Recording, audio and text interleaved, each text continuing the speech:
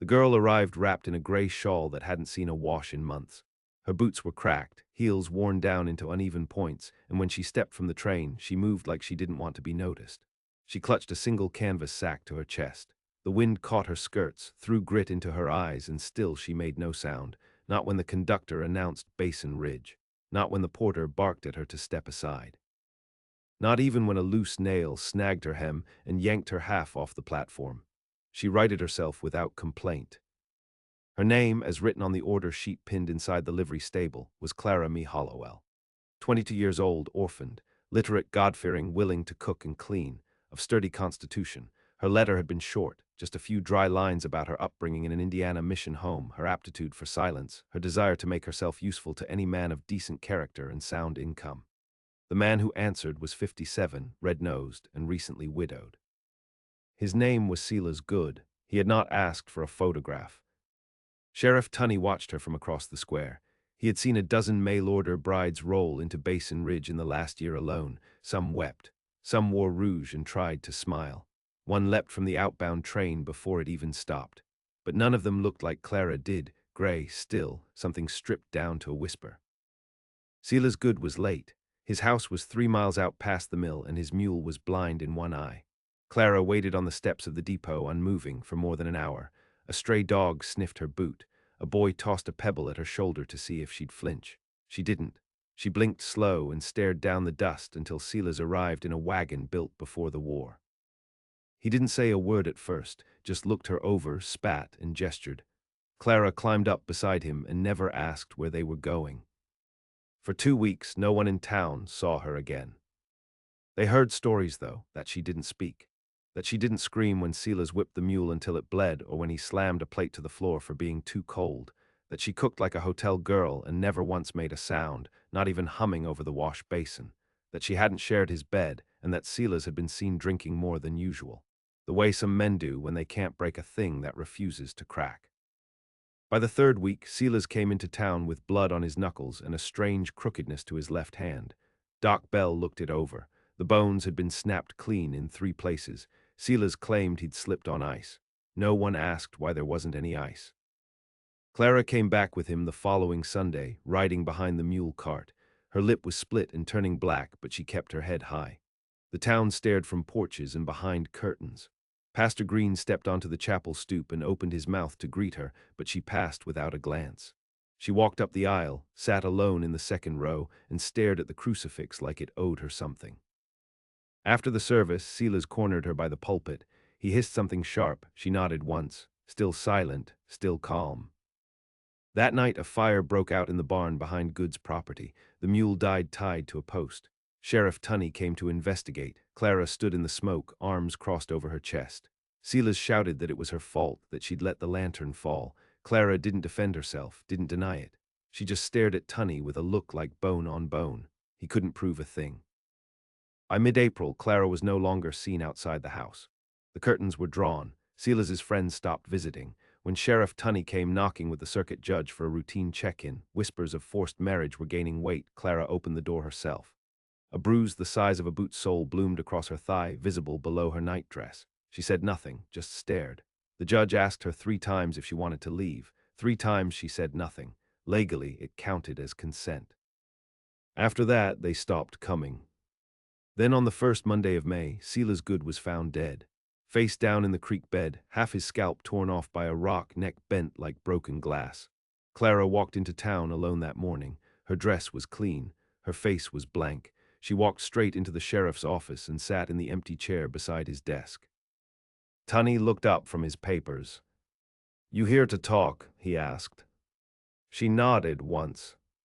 He handed her a sheet of paper and a pencil. She stared down at them for a long time. Then, with slow fingers, she wrote, "I didn't kill him, but I know who did and why." He read it twice. "And you're ready to tell it?" She nodded again. The door creaked in the wind. The flag out front slapped itself into silence. "All right," he said, "start from the beginning." And Clara Me Hollowell did. The sheriff sharpened a pencil and gave her another sheet. She wrote slow, like she was etching each word into stone. There were pauses, long and heavy, where her hand hovered over the page like she was waiting for permission from some memory that hadn't thawed yet. She began with a name, not hers, Beatrice Vaughn. The girl who came before her. Clara hadn't known her, not in life, just what she'd been told. Beatrice had arrived 2 winters prior under the same arrangement. A different letter, a different name, but the same promise. Obedient, healthy, eager to serve. She was 17. Blonde. She sent a photograph with her letter, and Silas Good had smiled when he showed it to the grocer. Clara wrote that Beatrice was never seen again. Not after she stepped off that train. The sheriff set the pencil down. "You're saying he killed her?" Clara didn't nod, didn't meet his eyes. She flipped to a fresh sheet. "He buried her behind the barn, under the dogwood. She tried to run. He said she screamed like a pig when he caught her." Sheriff Tunney swore and stood, knocking the chair back. He paced, fists clenched. The girl didn't flinch. She just sat still, like her bones were ice, like she'd already gone farther than they could take her. He called for Deputy Farrow, sent him out to Good's property with 2 men and a shovel, told him to dig exactly where she said. She kept writing. Not about Beatrice anymore, about Silas's first wife, Ruth Good. Town records said she'd died of consumption, but Clara said otherwise, said Silas had kept her sick on purpose. Fed her castor oil and opium made her weak, convinced the doctor she had something wasting her. When she was near death, he'd locked the bedroom and told her God was calling her home. She died without a soul to hear her. Clara knew all this because Silas had told her. One night after drinking 4 pints and breaking a cup against the stove, he'd leaned in close while she was cleaning up glass and told her, like he was proud of it, told her she'd be number 3 if she wasn't careful. He wanted her scared. He didn't expect her to listen so well. The sheriff returned to his chair. "Why didn't you run?" he asked. Clara raised her eyes then. First time since she walked through the door. Something moved in them, slow and sharp, like water cutting through stone. Because he would have done it again. 3 hours later, Deputy Farrow came back with dirt on his sleeves and blood on his boots.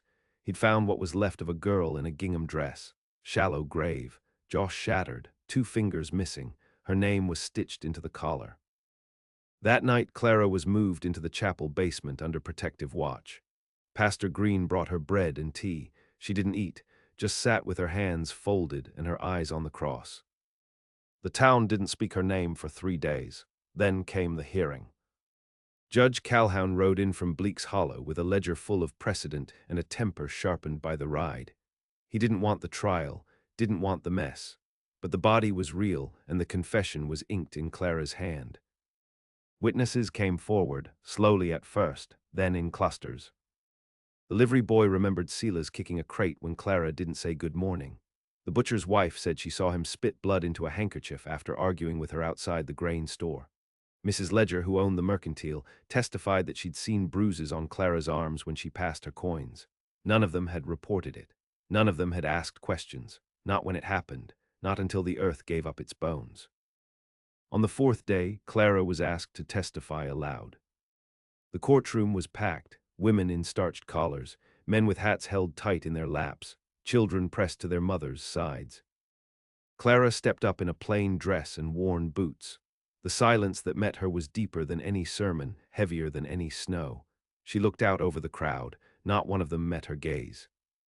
Then she spoke. Her voice was low, raw, like a wound learning to breathe. She spoke of the nights without light, the punishments for speaking out of turn, the meals taken from her mouth, the long hours in the cellar, the rope burns on her wrists. She spoke of Beatrice's name carved into the floorboards beneath the bed. She'd found it 2 nights before the killing. She spoke of Ruth's Bible, hidden behind the stove, with pressed flowers and a letter begging God to make it stop. She told them she hadn't screamed because it wouldn't have mattered. Then she said one final thing, not from a paper, not rehearsed. "I did not kill him," she said, "but I would have, and I'm not sorry." The judge ordered the court quiet. No one had spoken, but the silence was trembling. By week's end, the ruling was clear. Silas Good's death was ruled undetermined. The remains behind the barn were declared evidence of murder. Clara Me Hollowell was not charged. But the town was not the same. Women locked their doors earlier, men drank in silence. The church pews went cold for weeks, and Clara stayed. She took up work at the chapel, tending graves. Pastor Green offered her passage east. She declined. She planted wildflowers around Beatrice's grave and never spoke to the press when they came knocking. The train came and went. Clara did not. And though she never said another word in court, her voice, hoarse, haunted, and sharp, had been enough to split Basin Ridge down the middle. Still, there were things left unsaid, things buried deeper than bones. And Clara knew them all. Summer cracked open over Basin Ridge with a heat that made the wood warp and the fences sag. People stopped talking out in the open. They kept to porches, to corners, to their own heads. The trial had left its mark like a wound under clothing, hidden but always tender when brushed. Clara stayed in the caretaker's shack near the rear of the chapel lot. It had no glass in the windows, just shutters, and she braced them with stones each night against the wind. She grew thin, but she was never idle. Each morning she scrubbed the chapel floors until they smelled of soap and pine. She boiled water in black kettles and poured it over the weeds that grew between the graves. No one asked her to. She just did it, like the dead were owed it. She kept to herself, spoke rarely and only when forced. Her voice remained rough, as though speaking was a thing that scraped her throat each time it rose, but she had a rhythm now, and the town, shamed into quiet deference, left her be. Until the second body surfaced. It was a boy this time, barely 14. Thomas Lane, son of the general store's owner, found half buried at the edge of the cold trail, his face beaten in and one hand crushed under a rusted horseshoe. There was no sign of a struggle, no money missing, no tracks. Clara was the first to reach him. She was walking back from the ridge with a basket of linen for the widow Briggs when she spotted the cloth. Red, torn, sticking out from behind a stump like it had been caught on purpose. She knelt beside the boy and placed 2 fingers on his throat. Cold, the blood had dried thick under his nose. She didn't cry, didn't scream, just closed his eyes and covered him with her shawl. By the time she reached the sheriff's office, she was spattered in dirt and blood to the elbow. Tunney looked up from his ledger. "He's dead," she said, voice sanded raw. "Who?" "Thomas." And that was all. The town cracked again, not with noise but with something quieter, fear dressed in routine. Mothers walked their children to and from the schoolhouse now. Men carried pistols openly, resting hands on the grips like they were part of the bone. And at night, the houses burned extra lanterns, windows glowing late into the hours when only coyotes moved. Sheriff Tunney asked Clara to recount what she'd seen. She told him everything. The state of the body, the position of the hand, the color of the bruises. She noticed the absence of footprints, the angle of the sun, that a crow had landed nearby but wouldn't peck the corpse. He asked her why she'd gone out that far alone. "To be alone," she said. He said nothing to that, just wrote it down. Over the next week, whispers turned sharp. Clara, they said, was cursed. Trouble followed her. Men died around her. Maybe she hadn't killed Silas, but maybe it hadn't been far off. Maybe she'd seen something. Maybe she was drawing something worse to them. The Lane family wept loud and long in the front pew of the chapel. Pastor Green tried to settle their grief with talk of God's mystery, but no one wanted sermons. They wanted justice. It was the 5th night after Thomas's funeral that Clara's shack was set aflame. She was inside, scrubbing a cracked floorboard when the first bottle shattered through the shutter. The fire followed fast, curling up the curtain like it knew the way. She ran out barefoot, smoke staining her hair, face smeared with ash. The bucket brigade was slow to respond. She stood in the street, barefoot in the dirt, watching the only home she had burned to the ground. No one came to her. No one spoke her name. Sheriff Tunney offered her a cot in the jailhouse. She refused. Instead, she moved into the gravekeeper's shed beside the north wall. It was nothing but tin and mud and old shovels. She bolted the door each night with a rusted chain and sharpened a stake she'd pulled from the fire wreckage. She didn't trust them anymore. Not the town, not the men who stared too long, not the women who crossed the street before passing her. She took to walking at night, along the cemetery rows, along the cold trail where the boy had been found, listening. Something had shifted in the air. She could feel it, like a rattle behind the wind, like footsteps just behind her own. Then, a month after the fire, the widow Briggs disappeared. Her door was locked from the inside. Her soup sat cold on the stove, but her shoes were gone, and so was her prayer book. Her shawl was found hanging on a nail by the river. Her body was not. Clara found the book first. She recognized it immediately, blue leather, frayed corners, pressed with dried cornflour. It was in the old cemetery, half buried under leaves beside an unmarked grave. She brought it to the sheriff. "Same as before?" he asked. She shook her head. "This one's older," she said. "Older how?" Clara stared at the grave. "It was meant." By now the town wanted answers, but the sheriff had none. He held meetings. He threatened curfews. He swore that deputies patrolled every night. Still, women began boarding up windows during daylight. Children weren't allowed past the pump well without a sibling. Even the preacher began locking the chapel doors during prayer. And Clara, alone in her shed, sharpened the stake until it gleamed like bone. She began keeping a record in the chapel basement. Names, dates, places, a map of harm. It grew daily. She noticed a pattern. All those gone, Beatrice, Ruth, Thomas, widow, Briggs, had passed through Sela's Good's hands, hired, housed, or harmed by him. She dug through the church records, old land deeds, county receipts. She found mention of a mine, Selas's, abandoned a decade back.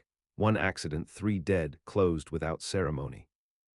Clara followed the trail, rode a mule up past the mill road, where the trees grew crooked and the birds stayed silent, found the entrance buried in vines, took a lantern and went in.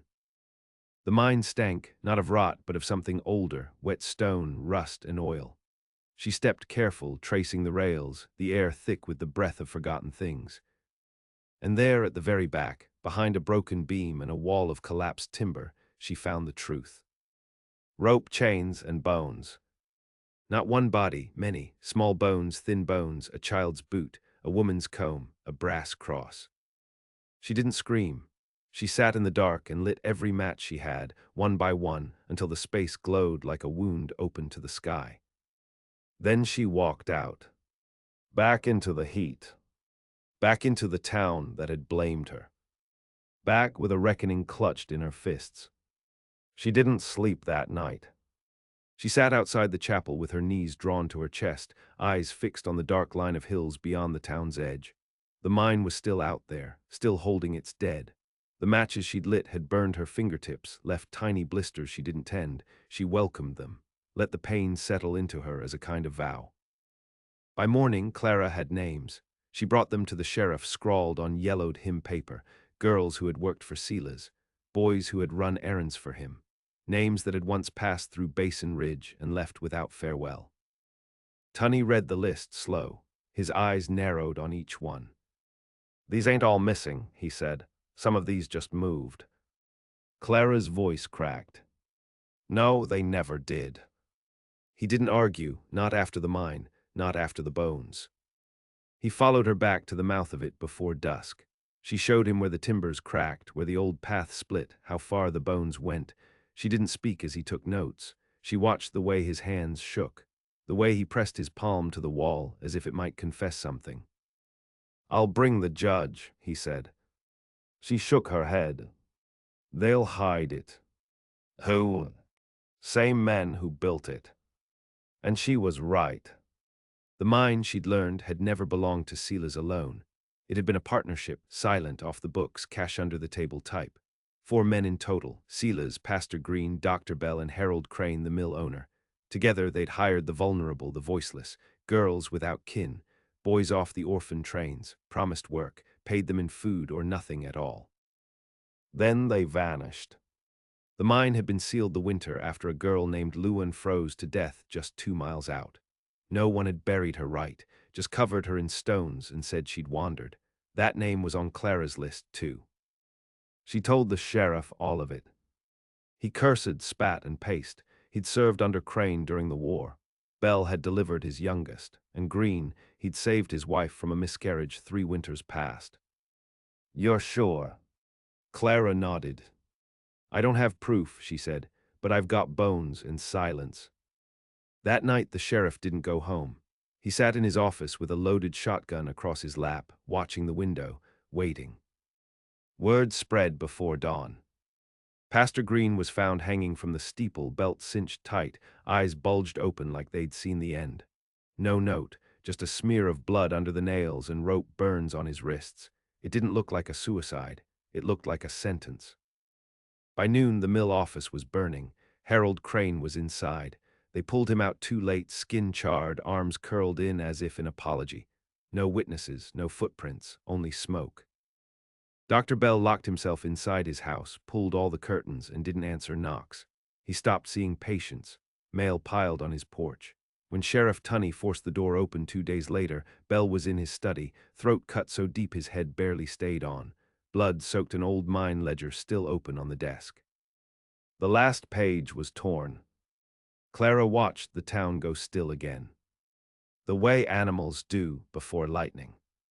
They didn't look her in the eye now, not out of blame, but out of recognition.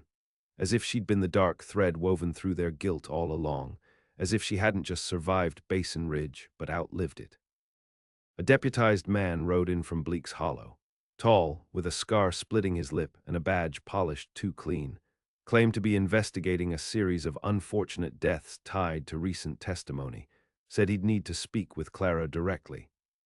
She met him outside the chapel, refused to go in. He asked questions, she answered carefully. Then he leaned in and said something low. "You think this makes you clean?" Clara blinked. "You lit the fuse," he said. "Don't act like you didn't want this." She said nothing, let the silence stretch until it scraped. He never made it back to Bleak's Hollow. His horse came back without him, stirrups soaked. They found his body 3 days later, jaw snapped sideways, pistol still holstered. Sheriff Tunney said it was likely a cougar. Clara said nothing. But her expression didn't carry surprise. It carried a kind of waiting. She returned to her work, cleaning graves, repairing the chapel windows, tending the roses that now bloomed around Beatrice Vaughn's stone. Children watched her from behind fences, not scared, curious. A few of them began leaving small things at the foot of her steps, a blue ribbon, a carved wooden sparrow, a torn page from a storybook. She left them there. Let them pile like offerings. Sheriff Tunney called her in one evening after supper bell. The office smelled of dust and whiskey. He poured her a cup, didn't ask if she'd drink it, just placed it between them. "I got word from the governor," he said. "They're sending down men, real law, looking to resolve local unrest. You know what that means." Clara did. It meant cover-up. It meant the story ends before it spreads. "I can get you out," he said. "Put you on the stage to Salt Creek. Nobody'd stop you, not after all this." She shook her head. "They buried girls here," she said. "They'll stay dug." He looked tired. "You really think this ain't done?" Her answer came slow. "No, not yet." And she was right. That night she found her name carved into the chapel door. Deep, fresh, under it a warning. "She speaks for the dead, she'll join them." She touched the wood, ran her fingers over the grooves. Then she went inside, lit a lantern, took the shotgun from behind the altar and set it across her lap. The wind howled past midnight. And somewhere out beyond the edge of the graves, something waited to make her quiet again. The night came in thick and warm, no stars, just the kind of low, yellow moon that made every shadow crawl. The wind had settled into a hush by the time Clara latched the chapel doors and slid the bolt into place. The shotgun sat on the pew beside her. Her hands were still. She, oiled it at dusk, checked the load twice. Each shell was carved with a mark, one for Ruth, one for Beatrice, one for Thomas, one for the widow Briggs, one for herself. The chapel creaked with old weight. Behind the pulpit, the rafters moaned like timbers out to sea. She didn't pray, not anymore. Not since that first shovel of dirt had come up full of lace and bone. God had already chosen his silence, so she'd learned to live by her own. Outside, footsteps, not hurried, not loud, just a slow tread over gravel. Boots without rush, she didn't move, let them come. A knock 3 times, hollow, like knuckles on coffin wood. She stood, picked up the shotgun. The voice on the other side was low, lined with whiskey and old rot. "You want peace, girl, you come out now." She knew the voice, Harold Crane's brother, Morgan, bigger, meaner, the kind of man who never needed a reason, just the scent of blood. "You stay in there," he said, and I lighted up. Clara looked around the chapel, saw the boards she'd replaced, the graves she'd read out names for, the pews where no one came to sit anymore. She looked at the cross hanging above the altar, her lip curled. Then she stepped out into the dark. Morgan Crane stood with 4 others, faces half-lit by lantern light, all armed, all watching her like she wasn't real. "You should have left," Morgan said. "You think this town wants to carry your damn ghosts." She didn't answer, just raised the shotgun. One man stepped forward, his hand went to his hip, she shot him through the chest. The blast kicked her shoulder back, rattled her teeth. He hit the dirt and didn't move again. The others scattered, fired wild, glass shattered behind her, a slug tore through the chapel door. She dropped to her knee, pumped the shotgun, and fired again. Another man fell, screaming, gripping what used to be his thigh. Morgan charged. She didn't flinch, let him come. Waited until she saw the fury go hollow in his eyes. Then she stepped left, jammed the barrel into his gut, and pulled the trigger. The blast ripped through his spine. He crumpled, gasping. One hand clawed at her skirt like a child begging for comfort. "You burned this town," he croaked. She leaned close. "No," she said, "I unearthed it." He died with his mouth open. The last man dropped his pistol and ran. His footsteps vanished into the trees. She let him go. The night stilled. She stood alone, smoke drifting off the muzzle of her shotgun, the chapel behind her pulsing with firelight and blood. By morning, word had spread. The townsfolk came in silence, stared at the bodies laid out beneath the chapel cross. No one asked questions, no one dared touch her. Sheriff Tunney arrived on horseback, saw the dead, saw the wound in Morgan's belly, saw Clara sitting beside the pulpit, hands blackened with soot, the empty shotgun on her lap. "They came to kill me," she said. "I know," he said. He looked tired, like the truth had finally dragged him to the edge of something he couldn't climb out of. "You still want to stay?" She nodded once. He left her there. In the days that followed, a kind of change took root, quiet but certain. The town didn't speak her name with pity anymore, or fear. They said it soft, like a warning, like a prayer. Clara Me Hollowell became a story. The girl who came west with nothing but silence, who had been traded like a piece of stock, who buried every man who tried to own her, who found the dead and forced the living to see them. She became the weight in every hush, the answer to every night sound. No more mail-order brides came to Basin Ridge. The chapel reopened, sparse at first, just candles and hymns, but Clara never stood in the pews. She stayed at the edge, hands folded, watching. She tended the cemetery until her hair turned white, planted roses along each row, made sure no grave stayed unmarked. And when people asked why she never left, she only said one thing. This town took too much from the wrong ones, now it owes. Years later, when a girl vanished 2 counties over, the sheriff's boy rode hard to Basin Ridge. He found Clara at the grave of Beatrice Vaughn, pruning the blooms. He told her what happened. She set down her shears, stood, brushed soil from her hands. "What was her name?" she asked. He told her. She picked up her coat, and without another word, she walked out of Basin Ridge, toward the next silence that needed breaking.